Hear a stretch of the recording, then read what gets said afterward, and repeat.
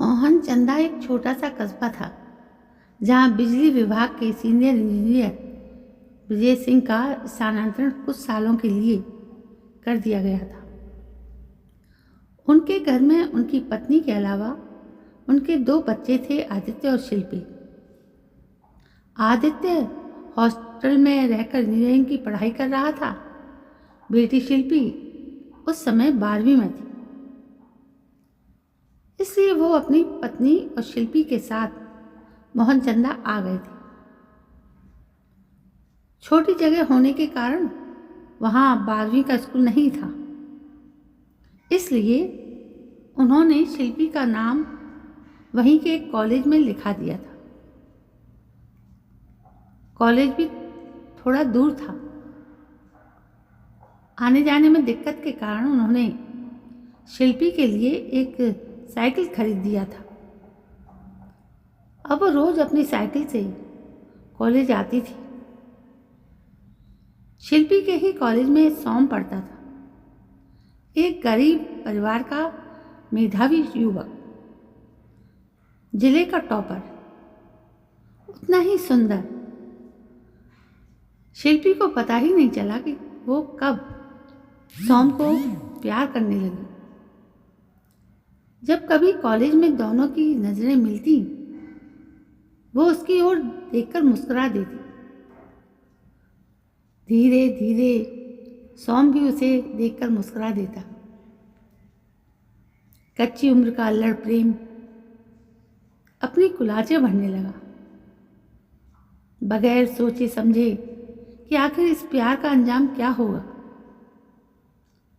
शिल्पी के पिता चाहते थे कि उनके बेटे की तरह उनकी बेटी भी पढ़ाई पर ध्यान दे और प्रशासनिक परीक्षा पूरी करे, लेकिन शिल्पी के ख्यालों में सिर्फ सोम था और कुछ भी नहीं। सोम की जाति अलग थी। उस पर सोम एक बहुत ही साधारण परिवार से था। ये बात शिल्पी भी जानती थी कि उसके माता पिता कभी भी सोम और उसका रिश्ता होने नहीं देंगे, लेकिन प्यार को किसने रोका है। एक दिन ब्रजेश जी को इस बात की भनक लग गई कि शिल्पी और सोम के बीच कुछ चल रहा है। माता पिता उसके ऊपर सख्त निगाहें रखने लगे। उसका सोम से मिलना जुलना भी बंद हो गया था। जैसे ही परीक्षा का परिणाम आया, उसके पिता ने उसका दिल्ली में एडमिशन करा दिया। 3 दिन बाद ही उसकी ट्रेन थी। पिता का फैसला सुनकर शिल्पी की आंखों में आंसू आ गए। उसे सोम से मिलना था, मगर इत्तेफाक ऐसा कि अचानक ही बारिश शुरू हो गई। वो घर से बाहर नहीं जा सकती थी। उसने चुपके से एक कागज के टुकड़े पर सोम के लिए एक मैसेज लिखकर एक बच्चे के हाथ भेज दिया। सोम ने उसे गांव से बाहर नीम के पेड़ के नीचे बुलाया था, जहां दोनों अक्सर मिलते थे। बारिश के बीच घर से निकलना मुश्किल था। शिल्पी की अकुलाहट बढ़ती जा रही थी। आखिरकार वो बचती बचाती दौड़ती हुई नीम के पेड़ के नीचे पहुंची। सोम वहां उसका इंतजार कर रहा था। मुझे लगा तुम नहीं आओगी। सोम की आवाज में दर्द था। सोम, मैं जा रही हूं। शिल्पी बहुत ही बेचैनी से बोली।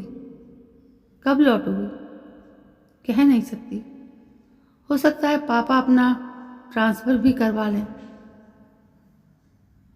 शिल्पी भी रोने लगी थी। तुम मत रो, तुम्हारे आंसू मुझे अच्छे नहीं लगते। सोम भी टूट गया था। शिल्पी एक सूखे पत्ते की तरह कांपने लगी। तुम सूखे पत्तों की तरह हो शिल्पी, और मैं एक बेजान ठूंठ की तरह। नहीं संभाल पाऊंगा मैं तुम्हें। शायद आज हमारी आखिरी मुलाकात है। शिल्पी के आंसू लगातार बह रहे थे। सोम ने उसे अपने गले से लगा लिया। मैं चलती हूँ, उसने बदहवासी में कहा और वापस घर की तरफ दौड़ पड़ी। नीम का पेड़ गवाह था 2 दिलों के प्यार भरे दिल के टूटने का। शिल्पी अपने आंखों के आंसू अपने दिल में दफन कर घर लौट आई और सोम अपने घर। शिल्पी हमेशा के लिए दिल्ली चली गई, अपना भविष्य बनाने, जिसमें सोम का नाम कहीं भी नहीं था। और सोम अपनी भरी आंखों से रहा निहारा करता कि शायद शिल्पी वापस आ जाए कभी। मगर नहीं, ये कभी नहीं हुआ।